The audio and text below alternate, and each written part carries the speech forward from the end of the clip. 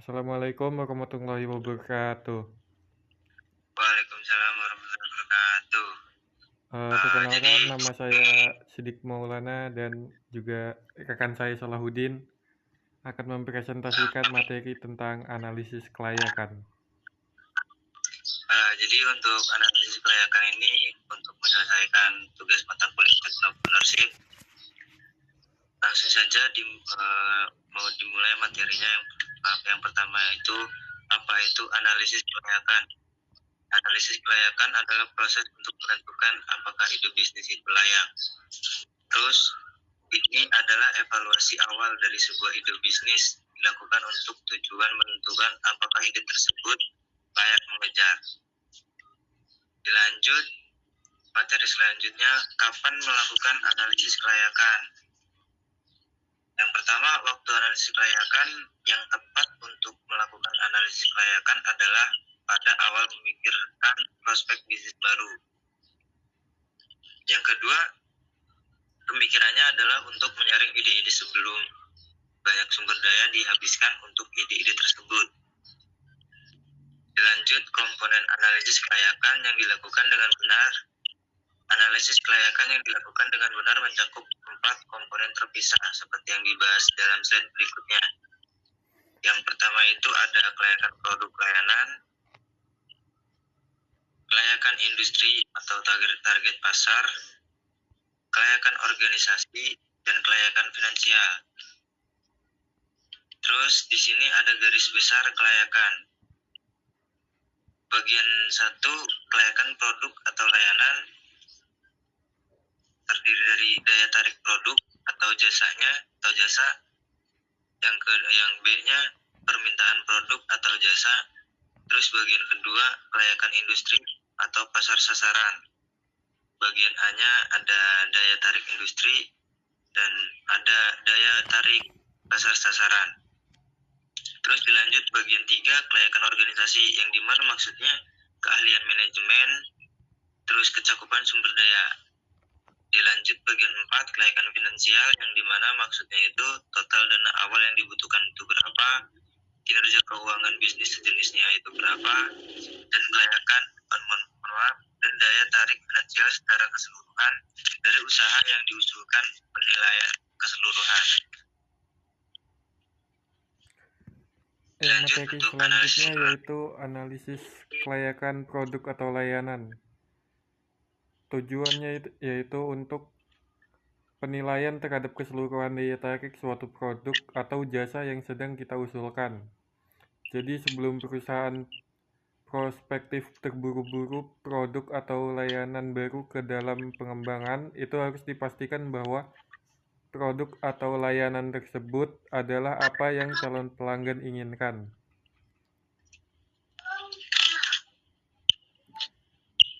Berikutnya komponen produk atau jasa. Komponen analisis produk atau jasa terdiri dari 2, yaitu daya tarik produk atau layanan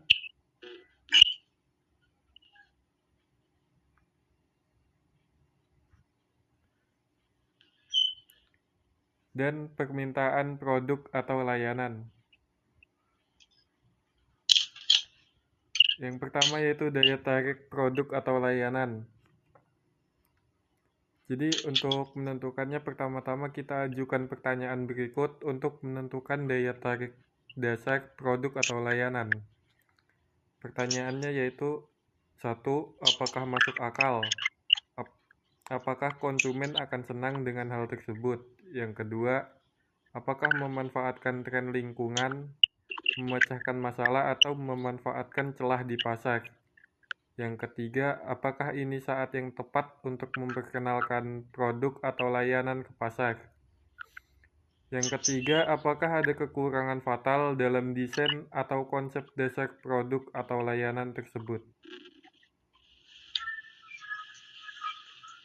Terus yang kedua itu kita lakukan tes konsep. Langkah-langkahnya yaitu yang pertama, pernyataan konsep harus dikembangkan. Yang kedua, pernyataan konsep adalah deskripsi 1 halaman tentang suatu bisnis yang didistribusikan kepada orang-orang yang diminta untuk memberikan umpan balik tentang potensi ide bisnis tersebut.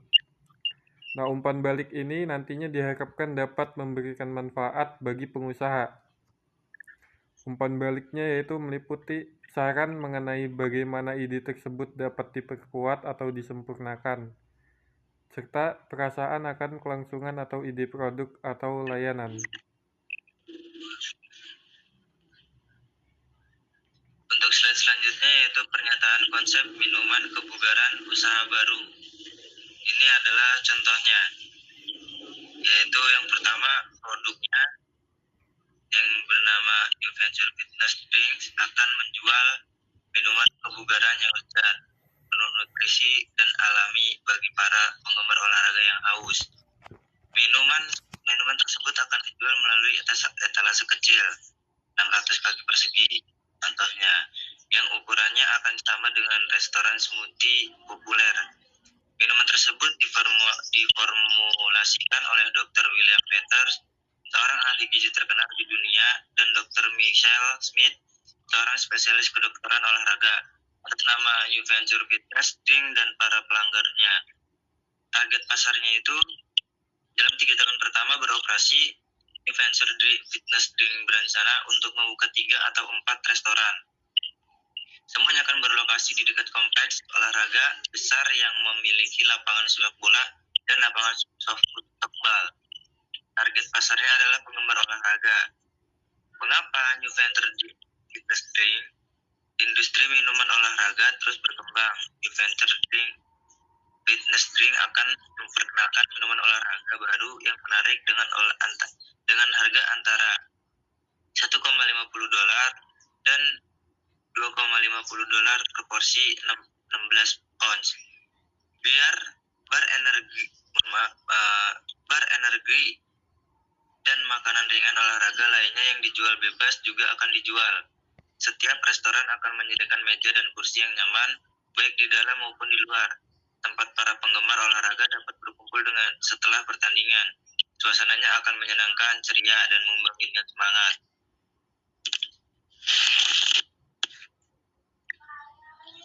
Fitur spesial tidak ada restoran lain yang melakukan ini. Sebagai fitur khusus, New Venture Fitness Drink akan merekam video beberapa acara olahraga yang berlangsung di kompleks olahraga terdekat. Dengan restorannya yang akan memutar ulang cuplikan pertandingan di monitor video. Nah, dan itu New Venture Fitness Drink dipimpin oleh para pendirinya, Jack Petty dan Peggy Bills. Jack memiliki 16 tahun pengalaman dengan jaringan restoran nasional, dan Peggy adalah akuntan publik bersertifikat dengan 7 tahun pengalaman di firma akuntansi Big 4. Terus selanjutnya itu ada permintaan produk atau layanan. Jadi permintaan produk dari pelanggan itu bagaimana? Ada 2 langkah untuk menilai permintaan produk atau layanan. Langkah pertama melakukan survei niat membeli, dan yang kedua melakukan penelitian di perpustakaan atau internet dan Gumsu. Dilanjut ada survei niat membeli, yang dimana maksudnya itu merupakan instrumen yang digunakan untuk mengukur minat pelanggan terhadap suatu produk atau layanan, yang dimana ada terdiri dari pernyataan konsep atau deskripsi serupa tentang suatu produk atau survei, dengan survei singkat yang dilampirkan untuk mengukur minat pelanggan. Dan dilanjut situs internet seperti Survei Monkey membuat pengelola survei niat membeli menjadi mudah dan terjangkau seperti e-commerce. Dan dilanjut perpustakaan internet dan riset Gumsu.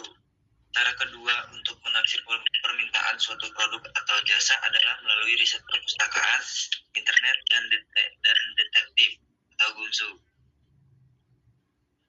Pustakawan referensi sering sekali dapat mengarahkan Anda ke sumber daya untuk membantu Anda menyelidiki ide bisnis seperti jurnal, perdagangan khusus industri, dan laporan industri. Pencarian di internet seringkali dapat menghasilkan informasi penting tentang potensi kelayakan suatu ide produk atau layanan. Untuk penelitian sepatu karet, contohnya itu ada, jadi contohnya penelitian sepatu karet, Penjelasannya, seorang detektif adalah seorang detektif atau penyelidik yang menyelidiki untuk informasi atau petunjuk dimanapun mereka dapat ditemukan. Jadilah detektif, tanya orang lain apakah apa yang mereka pikirkan tentang produk Anda atau ide layanan. Jika ide Anda adalah jual mainan edukatif, habiskan seminggu menjadi relawan di pusat penitipan anak dan perhatikan bagaimana anak-anak berinteraksi dengan mainan. Ya, selanjutnya ada analisis kelayakan industri atau sasaran pasar.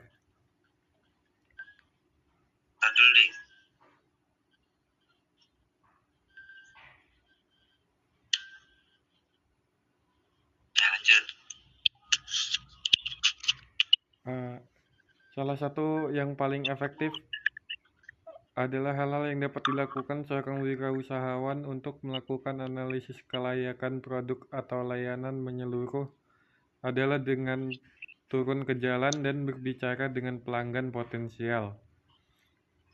Calon wirausahawan ini sedang melakukan survei tentang ide produk baru.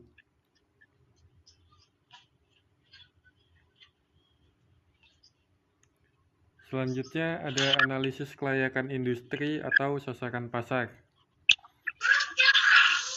Tujuannya yaitu pertama,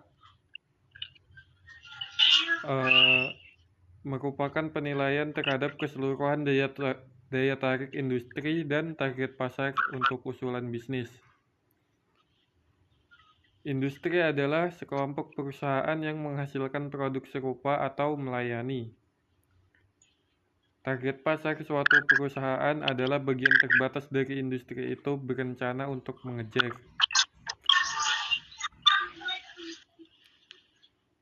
Komponen-komponen analisis kelayakan industri atau target pasar terdiri dari dua, yaitu daya tarik industri dan daya tarik target pasar.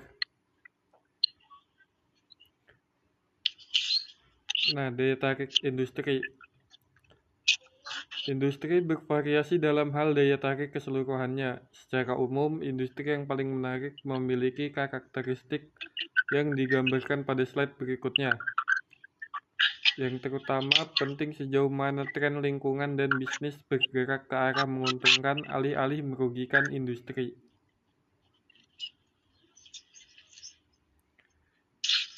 Jadi karakteristik industri itu yang pertama, masih muda bukan tua. Ini karakteristik industri yang menarik, mohon maaf. Terus yang kedua, berasal dari awal bukannya terlambat dalam siklus hidupnya. Yang ketiga itu terfragmentasi daripada terkonsentrasi. Yang keempat, berkembang bukannya menyusut. Yang kelima, menjual produk atau layanan yang harus dimiliki pelanggan daripada yang ingin dimiliki pelanggan. Yang keenam, tidak berdesakan. Yang ketujuh, memiliki margin operasi yang tinggi daripada yang rendah.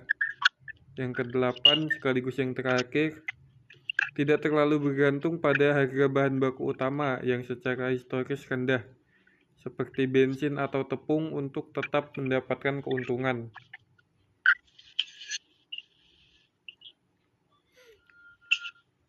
Terus, daya tarik target pasar. Tantangan dalam mengidentifikasi target pasar yang menarik adalah menemukan pasar yang cukup besar untuk bisnis yang diusulkan, tetapi cukup kecil untuk menghindari menarik pesaing yang lebih besar. Menilai daya tarik pasar lebih sulit daripada menilai keseluruhan industri.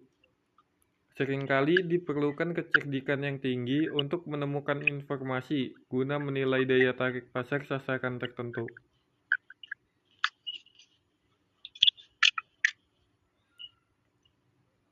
Selanjutnya ada analisis kelayakan organisasi. Tujuan dilakukannya untuk menentukan apakah bisnis yang diusulkan memiliki keahlian manajemen yang memadai, kompetensi organisasi, dan sumber daya untuk meluncurkan sebuah bisnis dengan sukses. Analisis kelayakan organisasi berfokus pada sumber daya non-keuangan. Dilanjut komponen analisis kelayakan organisasi, yang ada keahlian manajemen dan kecukupan sumber daya. Keahlian manajemen suatu perusahaan hendaknya mengevaluasi secara jujur kecakapan atau kemampuan tim manajemennya untuk meyakinkan dirinya sendiri bahwa manajemen mempunyai hak dan keahlian yang dibutuhkan untuk meluncurkan usaha tersebut. Dan yang kedua, di sini ada dua faktor paling penting dalam bidang ini adalah yang pertama semangat yang dimiliki oleh wirausahawan tunggal atau tim pendiri terhadap ide bisnis. Terus sejauh mana pengusaha tunggal atau tim pendiri memahami pasar tempat perusahaan akan berpartisipasi. Selanjutnya ada kecukupan sumber daya. Topik ini berkaitan dengan penilaian apakah seorang wirausahawan memiliki sumber daya yang cukup untuk meluncurkan usaha yang diusulkan. Terus dilanjut untuk menguji kecukupan sumber daya, sebuah perusahaan harus membuat daftar 6 hingga 12 sumber daya non-finansial paling penting yang akan dibutuhkan untuk memajukan ide bisnis dengan sukses. Yang dimana artinya itu jika sumber daya kritis tidak tersedia di area tertentu, mungkin tidak praktis untuk melanjutkan ide bisnis tersebut. Terus di sini contoh sumber daya non-finansial yang mungkin penting bagi keberhasilan peluncuran bisnis baru. Yang pertama, ketersediaan ruang kantor atau lab yang terjangkau. Terus ada kemungkinan dukungan pemerintah daerah dan negara bagian terhadap bisnis. Terus ada kualitas tenaga kerja yang tersedia. Ada kedekatan dengan pemasok dan pelanggan utama. Kesediaan karyawan berkualitas tinggi untuk bergabung dengan perusahaan. Kemungkinan terjalinnya kemitraan strategis yang menguntungkan. Kedekatan dengan perusahaan sejenis untuk tujuan berbagai pengetahuan. Dan ada kemungkinan memperoleh perlindungan kekayaan intelektual di bidang-bidang utama.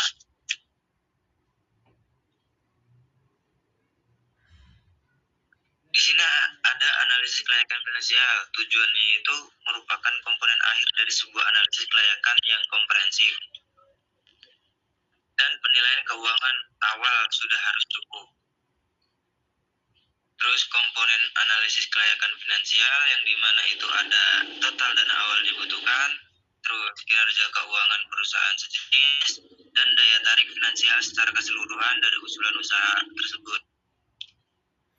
Total dana awal yang dibutuhkan adalah masalah pertama mengacu pada total uang tunai yang dibutuhkan untuk mempersiapkan bisnis agar dapat melakukan penjualan pertamanya.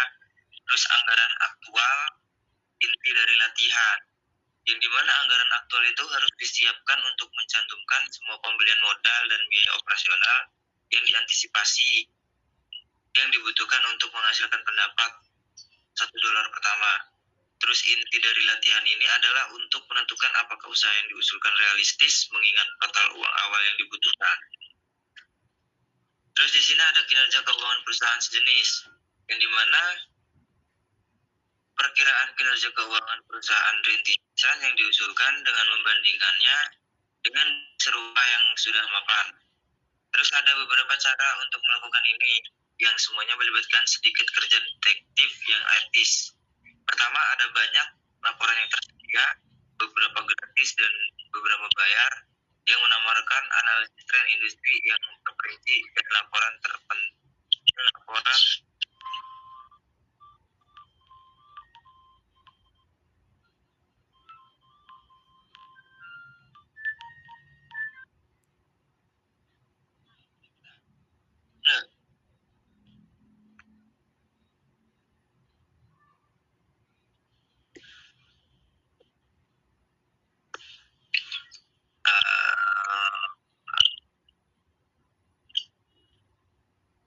ada sedikit gangguan, ada sedikit kendala. Dilanjut yang kedua, penelitian observasional sederhana mungkin diperlukan. Misalnya pemilik New Venture Fitness Drink tadi memperkirakan penjualan mereka dengan melacak jumlah orang yang mengunjungi restoran serupa dan memperkirakan jumlah rata-rata yang dibelanjakan setiap pelanggan. Terus lanjut. Ya.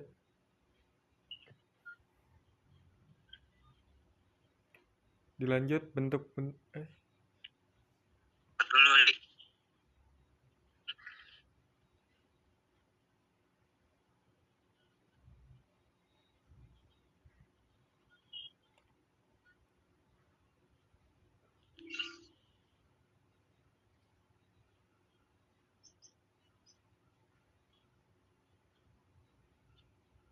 Udah.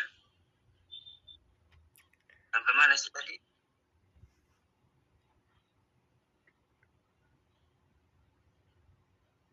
Ini ya?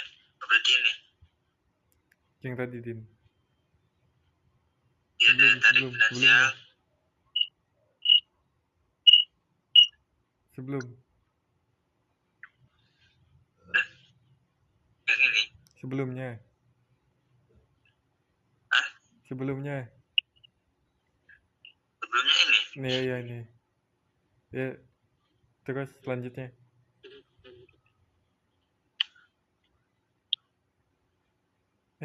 Apa sih, Din? Ini udah seperti. Iya udah. Nah, ini udah. Nah, terus. Ini. Ya kan? Selanjutnya. Mohon maaf ada kesalahan teknis tadi. Selanjutnya daya tarik finansial secara keseluruhan dari usaha yang diusulkan. Yang pertama itu sejumlah faktor keuangan lainnya dikaitkan dengan usaha rintisan bisnis yang menjanjikan. Yang kedua, pada tahap analisis kelayakan, sejauh mana peluang bisnis bersifat positif relatif terhadap setiap faktor yang didasarkan pada estimasi, bukan kinerja aktual. Tabel pada slide berikutnya akan mencantumkan faktor-faktor yang berkaitan dengan daya tarik keseluruhan kelayakan finansial ide bisnis.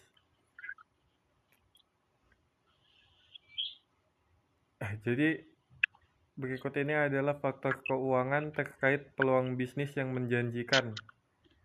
Yang pertama itu pertumbuhan penjualannya stabil dan cepat selama 5-7 tahun pertama dengan jelas. Terus yang kedua, persentase pendapatan berulang yang tinggi, artinya setelah perusahaan memenangkan klien akan menyediakan sumber pendapatan yang berulang. Terus yang ketiga, kemampuan untuk memperkirakan pendapatan dan pengeluaran dengan tingkat wajar atau pasti.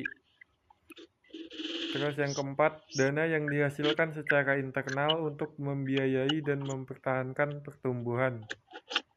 Yang terakhir, ketersediaan peluang keluar bagi investor untuk mengubah ekuitas menjadi uang tunai.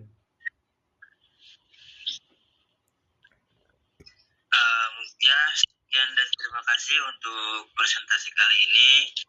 Kami dari kelompok 3 mohon maaf bila ada salah kata. Sekian dan terima kasih. Wassalamualaikum warahmatullahi wabarakatuh.